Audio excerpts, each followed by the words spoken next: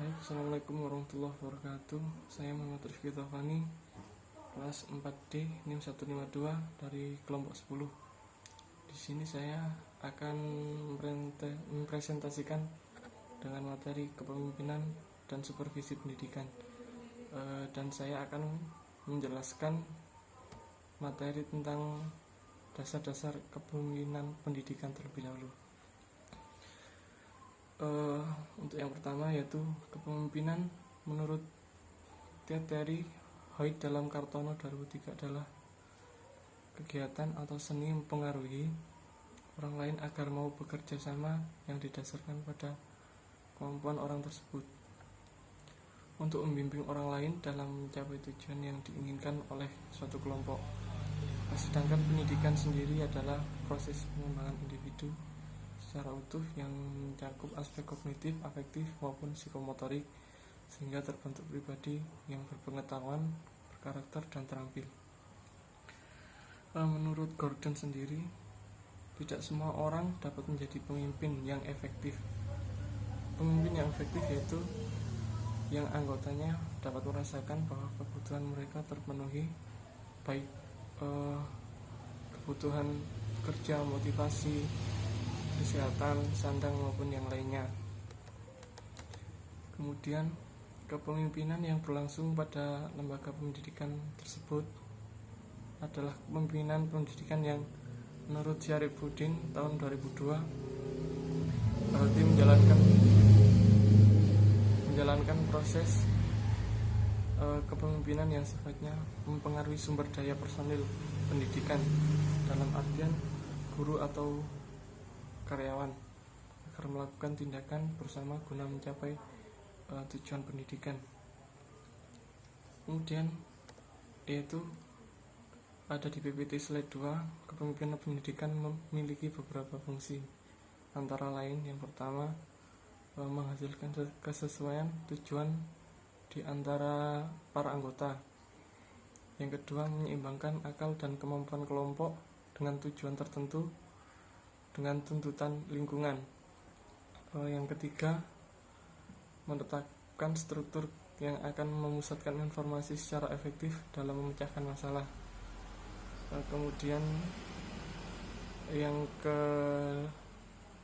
keempat, memastikan bahwa semua informasi yang diperlukan tersedia apabila sedang dibutuhkan.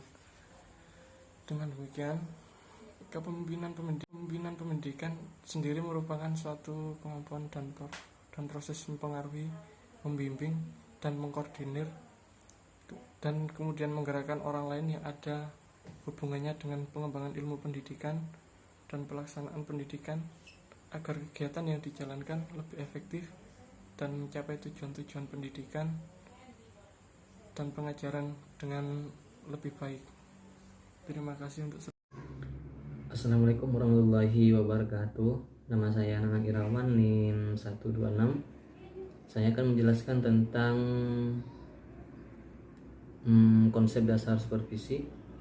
Konsep dasar supervisi sendiri bermula-mula dari konsep tradisional, yang dimana maksud dari tradisional ini adalah kegiatan mengawasi, mencari dan menemukan kesalahan untuk diperbaiki. Perilaku supervisi yang tradisional ini disebut dengan supervision. Supervisi tradisional ini membuat para guru-guru takut akan membuat kesalahan dalam proses pembelajaran, sehingga proses kegiatan pembelajaran menjadi kurang efektif karena takut disalahkan. Kemudian berkembang supervisi yang bersifat ilmiah, yaitu pertama sistematis, artinya kegiatan yang terencana dan dilakukan secara terus-menerus. Yang kedua adalah objektif, maksudnya adalah data yang didapat berdasarkan hasil penelitian, bukan pandangan pribadi. Yang ketiga, melakukan alat mencatat untuk memperoleh informasi sebagai umpan balik untuk mengadakan penelitian dalam proses pembelajaran di kelas. Supervisi adalah kegiatan memberikan pelayanan kepada guru-guru baik secara individu maupun kelompok agar proses pembelajaran lebih efektif. Dalam artian lain, tujuan dari supervisi di sini adalah kegiatan membantu, membimbing dan menilai guru dalam melakukan proses pembelajaran. Perencanaan supervisi berkaitan dengan hal-hal berikut ini. Yang pertama, supervisi dalam kepemimpinan. Yang kedua, supervisi dalam pembinaan proses kelompok kerja. Yang ketiga, supervisi dalam administrasi personal. Yang keempat, supervisi dalam kurikulum. Yang kelima, supervisi dalam bidang evaluasi. Yang keenam, supervisi dalam bidang kerjasama. Selanjutnya adalah jenis-jenis supervisi. Jenis-jenis supervisi sendiri dibagi menjadi dua, yaitu supervisi secara umum dan supervisi klinis. Supervisi umum adalah supervisi yang dilakukan terhadap kegiatan-kegiatan atau pekerjaan secara tidak langsung berhubungan dengan usaha perbaikan pengajaran, misalnya pembangunan sekolah, kantor-kantor dan perlengkapan sekolah. Supervisi klinis adalah supervisi yang difokuskan pada perbaikan pengajaran melalui siklus yang sistematis dari mulai perencanaan, pengamatan, dan analisis intelektual yang intensif terhadap penampilan mengajar guru. Nama saya Yuda Oktavianto. Di sini saya akan mempresentasikan tentang teknik supervisi pendidikan. Teknik supervisi pendidikan. Teknik adalah cara sistematis melakukan sesuatu menurut KBBI. Teknik supervisi pendidikan sendiri adalah cara sistem yang digunakan dalam melaksanakan program supervisi pendidikan. Teknik supervisi dapat dilakukan secara kelompok ataupun secara individu. Jadi teknik supervisi sendiri dapat dilakukan secara kelompok dan individu, baik langsung bertatap muka maupun tidak langsung melalui media komunikasi dan sebagainya. Ada beberapa contoh teknik supervisi antara lain: 1. Kunjungan kelas. Kunjungan kelas sendiri adalah merupakan teknik yang sangat bermanfaat untuk mendapatkan informasi secara langsung. Jadi untuk mendapatkan informasi secara langsung, kunjungan kelas ini sangat bermanfaat sekali. Terus yang kedua yaitu percakapan individu. Pembicaraan individu merupakan teknik bimbingan dan konseling yang dapat digunakan oleh kepala sekolah untuk memberikan konseling kepada guru, baik berkaitan dengan pembelajaran maupun masalah yang mengangkut profesionalisme guru. Yang ketiga yaitu kelompok diskusi terfokus. Kelompok diskusi terfokus adalah diskusi yang dilakukan oleh guru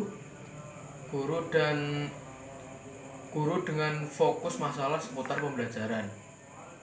Yang keempat yaitu penelitian tindakan kelas.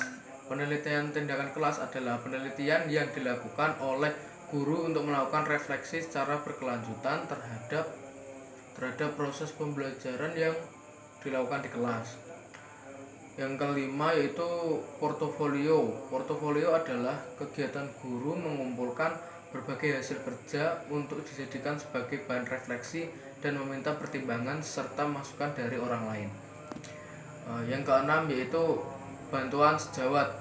Bantuan sejawat adalah kegiatan yang dilakukan oleh dua atau lebih guru dari sekolah yang sama bersepakat mengadakan pertemuan rutin untuk melakukan perencanaan, pengamatan, umpan balik, pemecahan masalah, dan berpikir kreatif guna meningkatkan kualitas pembelajaran. Yang ketujuh yaitu kerjasama. Kerjasama adalah kegiatan yang dilakukan oleh dua atau lebih guru dari sekolah yang berbeda bersepakat mengadakan pertemuan rutin untuk melakukan perencanaan.